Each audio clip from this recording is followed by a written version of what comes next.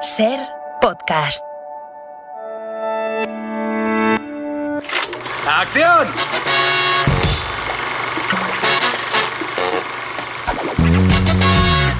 El cine en la Ser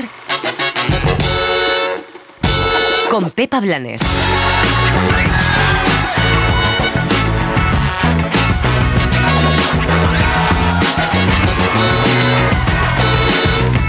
El cine como refugio es la propuesta de Sam Mendes, que cuenta en El Imperio de la Luz cómo se enamoró de las películas en una adolescencia algo convulsa en la Inglaterra de los 80. Si reproduzco la película a 24 fotogramas por segundo, se crea una ilusión de movimiento, una ilusión de vida. Mia Hansen-Løve utiliza el cine para cultivar la memoria y el recuerdo de su padre. Lo hace en Una bonita mañana, un retrato del duelo y del amor. ¿Es la hija de George Kissler? Sí, es mi padre. Me dijo que era usted intérprete. Fui una de sus alumnas. Encantada. Era un profesor genial. Agustí Villaronga dejó rodada y terminada su última película, Loli Tormenta, una comedia humanista que habla de segundas oportunidades y de esa gente que sobrevive en los márgenes. ¿Qué pasa, abuela? ¿Dónde vamos? Pues a casa. Pero es que están en mi casa. Claro que sí, abuela. Que no, que te digo yo que no, si lo sabré yo. Mientras Hollywood apuesta por la comedia de distintos tipos, de misterio en Criminales a la vista, estreno de Netflix con Adam Sandler y Jennifer Aniston. Cielo, ¿recuerdas qué pasó la última vez? Se murieron algunas personas. Algunas no, muchas personas. ¿Crees que 5 son muchas? Y comedia negra y de acción con Oso Vicioso, una locura que dirige Elizabeth Vance y que roza lo políticamente incorrecto. ¡Un puto oso se ha metido farlopa! En televisión celebramos la vuelta de esa sección y la visita a España de su protagonista, Brian Cox. Me preocupa todo este asunto, porque tú quieres joder a papá, tú joder a Tom, y yo soy el único que quiere montar una empresa seria sin ir jodiendo a nadie.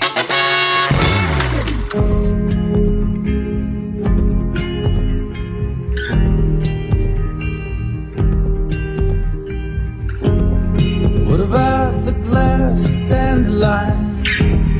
What about the TV screen?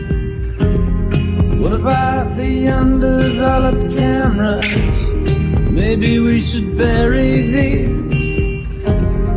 What about the last of the good ones? What about the ceiling fans? What if we move back to New York? What about the moon drop light? You should take it, 'cause I'm not gonna take it. You should take it, I'm only gonna break it. You should take it, 'cause I'm not gonna take it. You should take it, you should take it. What about the rainbow eucalyptus? What about the instruments? What about the cowboy junkies? What about the Afghan wigs? What about the mountain valley spring? What about the ornaments? What if I reinvented again? What about the moon drop light? You should take it, 'cause I'm not gonna take it. You should take it, I'm only gonna break it. You should take it, 'cause I'm not gonna take it. You should take it. You should take it. You should take it, 'cause I'm not gonna take it. You should take it. If I miss it, I'll visit. You should take it, 'cause I'm not gonna take it. You should take it. You should take it. Hola, ¿qué tal? Bienvenidas y bienvenidos a El Cine en la Ser. Llega Semana Santa, hay aluvión de estrenos para ir al cine y no tenemos nada de penitencia. José Manuel Romero, ¿qué tal? Nada de penitencia y muchas recomendaciones. Hollywood saca su artillería, pero además el cine de autor viene preparado para estos días. Y entre medias, Sam Mendes, un director que tiene varios Oscar, entre ellos el de American Beauty y el de 1917, y que ahora apuesta por contar su infancia y cómo vivió la enfermedad mental de su madre, a la que interpreta Olivia Colman en El Imperio de la Luz. Un reportaje de Helio Castro. Paolo Sorrentino en Fue la mano de Dios, Kenneth Branagh en Belfast, Pedro Almodóvar en Dolor y Gloria, Steven Spielberg en Los Fabelman. En los últimos años, muchos directores de cine han contado en sus películas sus recuerdos de infancia o juventud y el nacimiento de su vocación como cineastas. Ahora es Sam Mendes, el director de American Beauty o 1917, el que hace algo parecido en El Imperio de la Luz. I felt I'd spent Tenía la sensación de que había pasado las 3 últimas películas haciendo obras gigantes que se apoderaron de mi vida durante 2 años seguidos, y ahora quería hacer algo a una escala más humana. Ahora quería acortar el proceso, escribir, rodar, editar, estrenar, todo de manera muy cercana. Además, hay razones personales por las que existen estas historias que, supongo, había estado intentando encontrar la manera de contarlas desde que empecé a hacer historias en el teatro y en el cine. Una de ellas era la historia de mi madre y de mi adolescencia, la época en la que se formaron mis propias opiniones musicales y cinematográficas, mi identidad. Estaba intentando encontrar la manera de expresarlo. En la película, Olivia Colman, la ganadora del Oscar por La Favorita, interpreta a una mujer que ha estado internada en una clínica durante 1 año por una enfermedad mental. ¿Cómo se encuentra en general? Sí que me encuentro un poco anestesiada. Tendrá personas con las que hablar. Amigos. Una mujer triste, sin ilusiones, que trabaja en el cine de una ciudad costera de Inglaterra. Un día llega un nuevo empleado. Buenos días. Steven sustituirá a Trevor. Buenas. Un joven alegre, hijo de una emigrante de raza negra, y poco a poco surge la amistad entre los dos y una relación amorosa, a pesar de las diferencias de edad y de raza. Ya me rechazaron una vez. ¿Qué querías hacer? Arquitectura. Oh, pero sería fabuloso. Ya. Inténtalo otra vez. Ya veremos. No puedes rendirte. Steven, que no te digan lo que puedes hacer o no. Nadie va a regalarte la vida que quieres. Tú tienes que conseguirla. No te quedes aquí. El personaje que interpreta Olivia Colman está basado en la propia madre del director, Sam Mendes. También ella, cuando Sam Mendes era un niño, sufrió una enfermedad mental. Olivia Colman. El desafío siempre es tratar de hacerlo honestamente y supongo que con respeto. No quiero que nadie que lo haya experimentado o haya visto a un ser querido pasar por eso diga: no se parecen nada. Pero en este caso el guión lo escribió alguien que lo había vivido en su infancia, así que siempre lo consultaba con él, que lo había escrito de manera tan clara y hermosa que solo tenía que seguir el guión, encontrar las palabras. Sam Mendes nos lleva a los años 80 en Inglaterra, a la época de Margaret Thatcher, una década en donde había grupos ultraderechistas en contra de los emigrantes y las personas de color, algo que también se refleja en el film y que, según Sam Mendes, conecta esta película con los años actuales. Quería intentar mostrar ecos del momento actual, del Black Lives Matter y de cómo luchamos por las mismas cosas. A principios de los 80 el mundo estaba luchando por ello y esa lucha ha recorrido un largo camino y en otros sentidos es exactamente lo mismo. Porque ya sabes, la ironía de esa época es que, a pesar de que políticamente era muy dura desde el punto de vista racial, había una serie de películas en las que por primera vez se mostraba la diversidad, con actores blancos y negros de origen obrero. Me pareció una época interesante, muy viva musicalmente, muy viva en términos de cultura pop y con una lucha constante por la igualdad. Y como telón de fondo de esta historia está, por supuesto, el cine, o mejor dicho, las salas de cine. Las películas solo son fotogramas estáticos, con oscuridad entre ellos. Pero el nervio óptico tiene un pequeño defecto. Y si reproduzco la película a 24 fotogramas por segundo, se crea una ilusión de movimiento. En El Imperio de la Luz vemos también a Colin Firth haciendo del gerente o encargado de esa sala de cine y a Toby Jones, un habitual del cine británico, en el papel del proyeccionista. Un film, El Imperio de la Luz, que hará que muchos espectadores recuerden cómo nació su afición por el cine. Ahí fuera solo ven un rayo de luz. Y nada ocurre si no hay luz.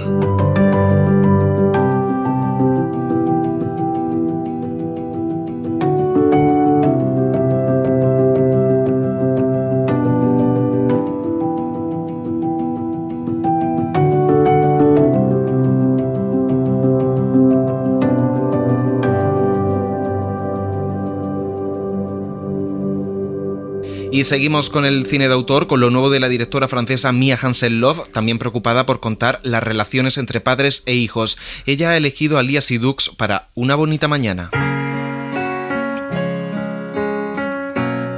Las películas de Mia Hansen-Løve tienen a grandes rasgos dos características. Una, que todas se inspiran en su vida o en las de sus seres queridos, madre, hermano, pareja. Otra es que todas exploran los sentimientos humanos sin caer en la sensiblería. En Una bonita mañana, la directora recrea un momento concreto de la vida de la mayoría de los seres humanos, el cuidado de un padre enfermo y la necesidad de seguir adelante a pesar del dolor y del duelo. ¿Es la hija de George Kissler? Sí, es mi padre. Me dijo que era usted intérprete. Fui una de sus alumnas. Encantada. Era un profesor genial. Aún releo sus conferencias de vez en cuando. Se lo diré, le hará mucha ilusión. ¿Podría darme su email? Me gustaría escribirle. Sí. Te voy a dar el mío. Porque tiene dificultades para leer. Así que es mejor que me escribas a mí y yo se lo leeré. Una historia que sirve de catarsis ante la muerte del padre de la propia directora. Tenía sentimientos muy opuestos. Por un lado, como un movimiento hacia la vida. Por otro, un sentimiento que tenía que ver con el dolor y la muerte. La mayoría de las veces, en las películas, se trata de una cosa o la otra. Me gusta que aparezcan las dos, porque eso muestra la experiencia de la vida, que normalmente no está en el cine.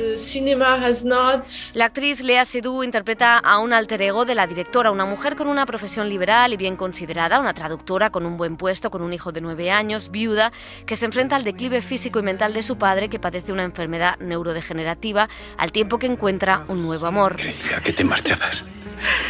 No, si me besas así. Pero si me has besado tú. Que yo para nada. Jamás se me habría ocurrido. ¿Somos amigos? ¿Ah, sí? Pues mira lo que has hecho. Así. Pero bueno, bobadas. Qué poca vergüenza. El tipo se te echa encima y luego... ¿Tipo? ¿Sabes lo que pasa cuando el tipo se te echa encima? No, a ver.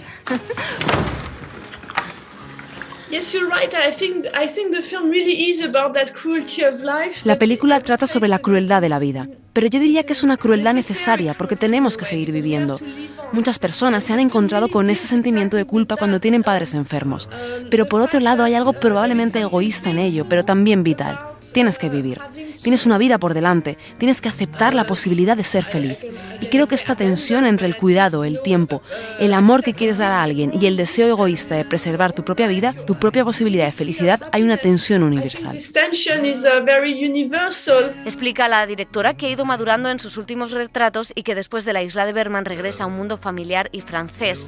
La película recuerda muchas cosas a El porvenir, centrada en su madre. En ambas hay una obsesión de la creadora de esculpir a sus padres, personas importantes en su vida que quedarán para siempre en su cine. ¿Comprende que esta situación ya no se puede prolongar? No puede seguir viviendo usted aquí solo, señor Kissler. Sí. Se desorienta por el apartamento, dice sufrir crisis de ansiedad, que se siente perdido. Absolutamente. El personaje se enfrenta a una decisión habitual en las familias, la de cómo cuidar a un anciano enfermo, cómo encontrar una residencia de ancianos adecuada, algo que abre una dimensión política en el cine de la directora francesa. I never do my films in a way that I would want people to say, oh, this is a very political film. Nunca hago mis películas con una intención de que la gente vea un discurso político, pero eso no significa que no lo sean. He pasado mucho tiempo en las residencias de ancianos y las dificultades por las que tienen que pasar las familias para encontrar el lugar adecuado. Creo que es un enorme problema en nuestra sociedad moderna.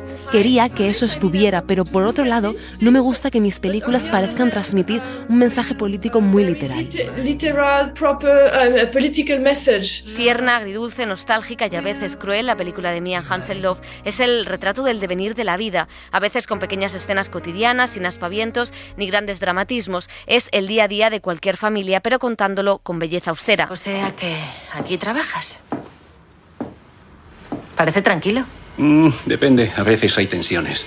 ¿Ah, sí? ¿Por qué? Por miedo a fastidiar una prueba, perder una muestra valiosa o pasar por alto un resultado evidente. Cada película de Mia Hansen-Løve responde a un capítulo de su vida, basándose en hechos o sentimientos que ella necesita entender. Desde Maya, donde salía de Francia buscando su equilibrio, o Edén, donde hablaba de la generación de su hermano y la música electrónica. También La isla de Berman, donde explicaba además su relación con el cine y también su ruptura con Olivier Assayas.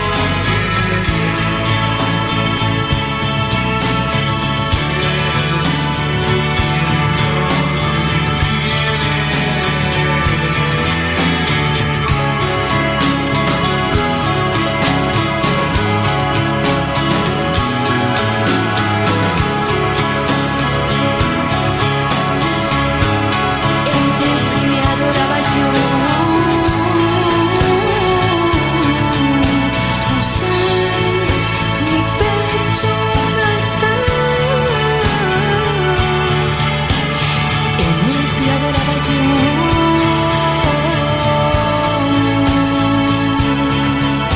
Y luego me arrepentía, porque aquella adoración tú no te la merecías. El punto emotivo lo pone Loli Tormenta, es la película póstuma de Agustí Villaronga, director que fallecía hace unos meses y que ha dejado al cine español grandes títulos y toda una escuela, gracias a Pa Negre o Tras el cristal. Aquí se vuelca en la comedia humanista con Susi Sánchez, Fernando Esteso y una reivindicación política y social. Nos lo cuenta Laura Martínez Santamarina.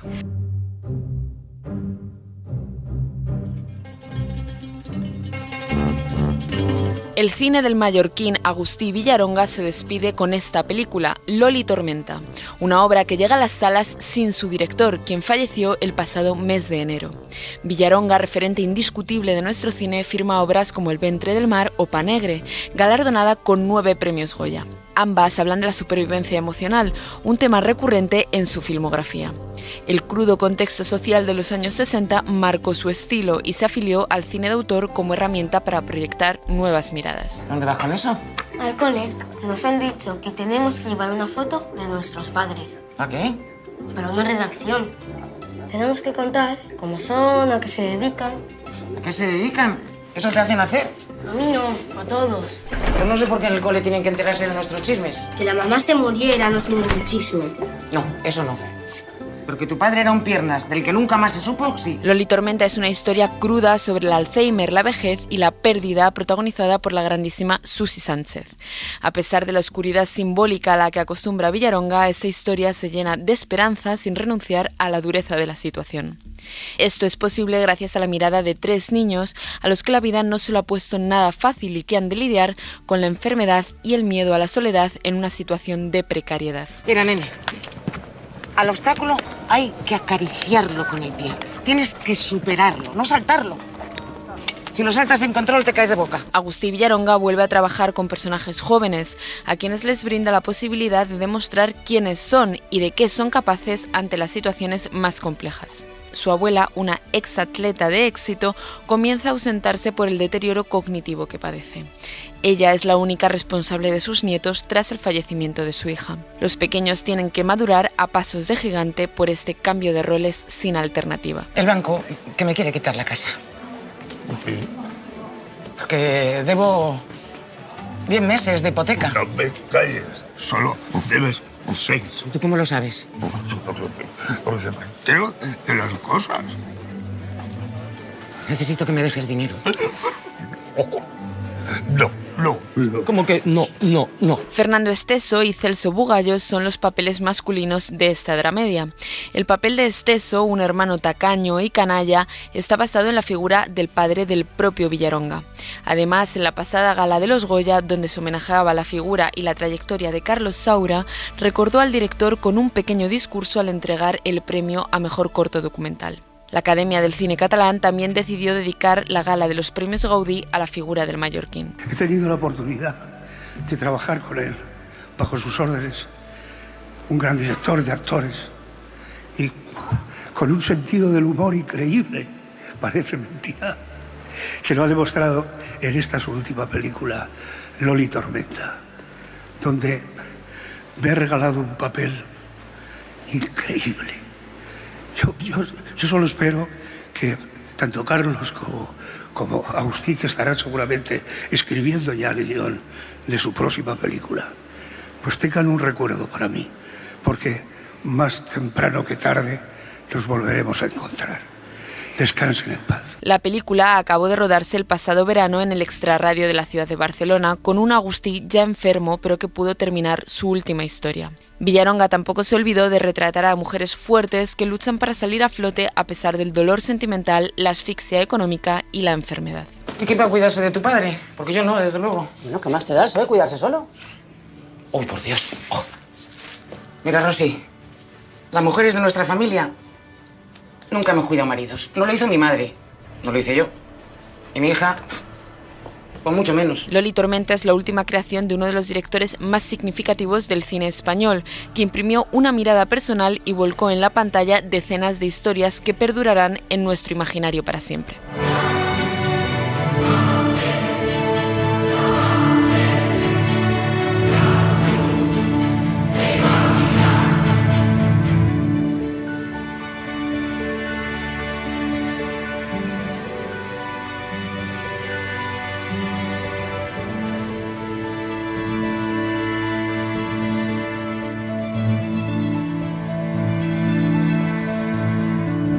Hemos dejado para el final las películas de Hollywood. Tenemos varias. Por un lado, una versión de Dragones y mazmorras, Dungeons and Dragons, adaptación del primer juego de rol con Chris Pine y Michelle Rodríguez. Hay también comedia de acción en Netflix con una pareja líder en esto del humor, Adam Sandler y Jennifer Aniston. Criminales a la vista 2 es la película que les ha vuelto a juntar, esta vez en un rodaje en París con escena colgando de la Torre Eiffel incluida, como nos contaban en esta entrevista bromeando sobre Tom Cruise. Y terminamos con La gran locura, Oso vicioso, comedia negra dirigida por Elizabeth Banks con un oso que ha snifado cocaína por error.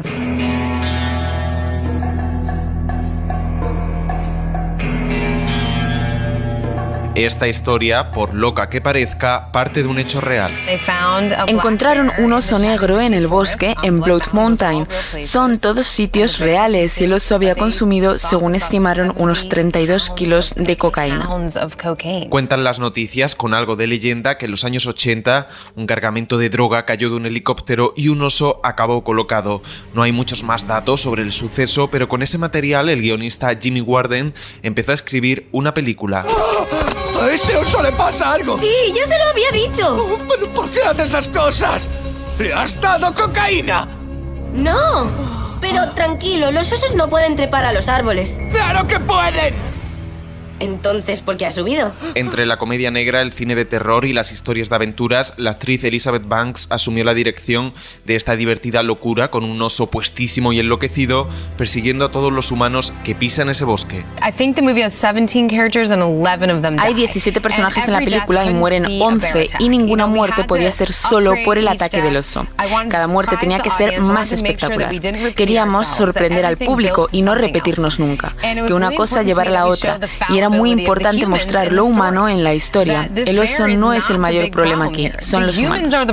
Es interesante la fauna humana que la directora mete en ese entorno: una pareja de turistas, una madre buscando a su hija, la guardabosques, 3 delincuentes tontorrones, narcotraficantes, policías, sanitarios. ¿Qué coño le pasa a ese oso?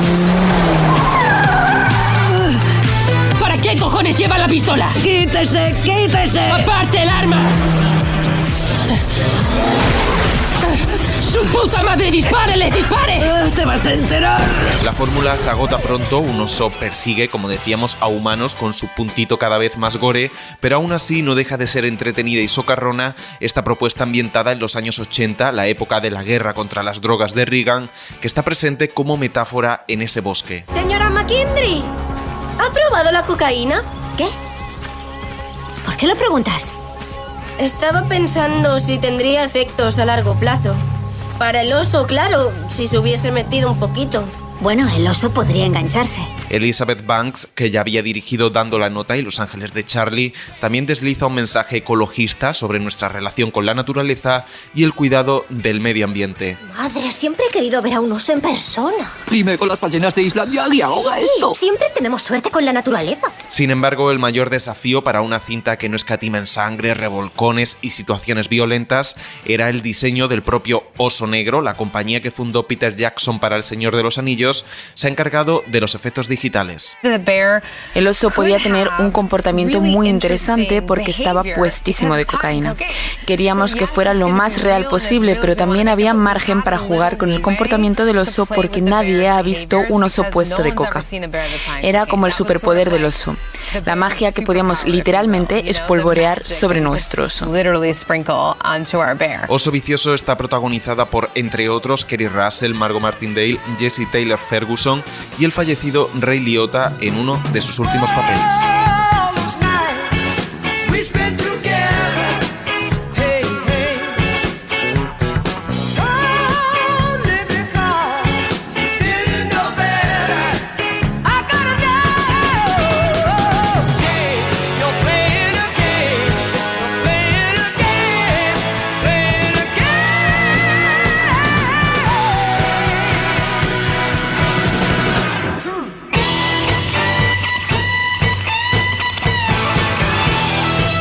El cine en la SER con Pepa Blanes.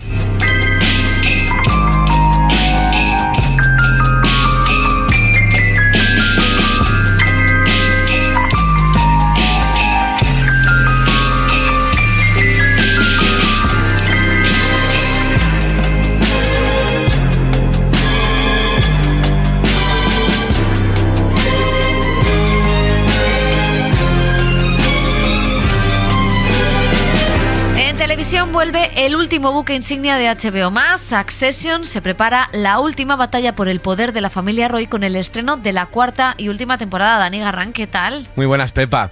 No suele ser una buena táctica alargar la serie sin sentido y la plataforma quiere dar un cierre digno al drama que más premios recientes le ha dado. El patriarca Logan Roy se prepara para vender la empresa a una tecnológica, lo que hace que sus hijos contraataquen uniéndose para debilitarlo. Las alianzas y traiciones siguen dando giros episódicos en la serie de Jake Armstrong, donde los ricos también sufren. ¿Qué es la gente? Piénsalo.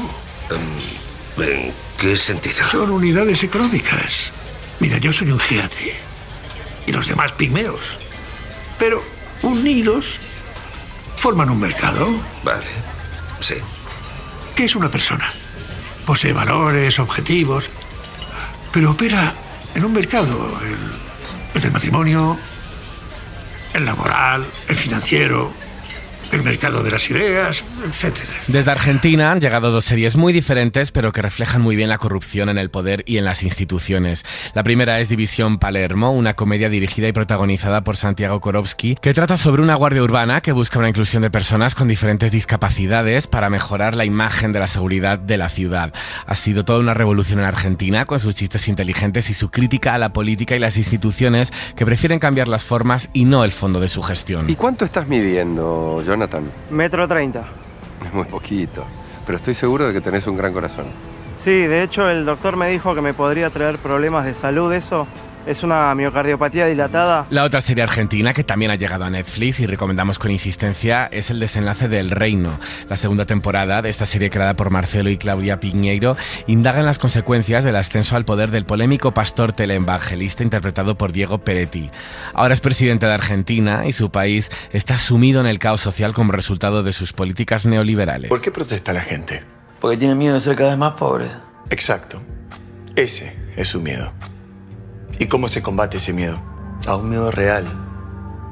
Se le hace frente con un miedo mayor. Un miedo tan aterrador que a que esa gente piense que por lo que se preocupaba es una pelotudez. ¿Pero qué les puede dar más miedo que cagarse cada vez más de hambre? ¿Un monstruo? Un monstruo puede darles más miedo que cagarse de hambre.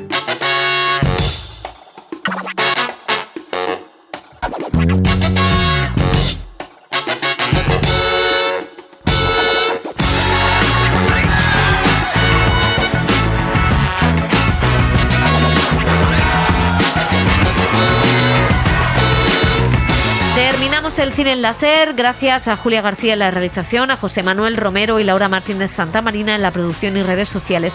Nos vamos con Agustí Villaronga y Tras el cristal, una de sus obras maestras. El cineasta mallorquí fallecía hace unos meses y hoy llega a cines su última película. Ya era de noche. Por la mañana habían traído, como siempre, un nuevo cargamento de niños entre 6 y 12 años.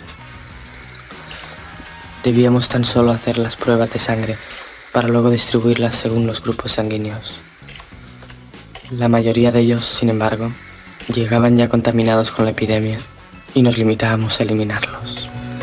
Mi ayudante de turno los ataba a unas sillas con unas grandes correas de cuero.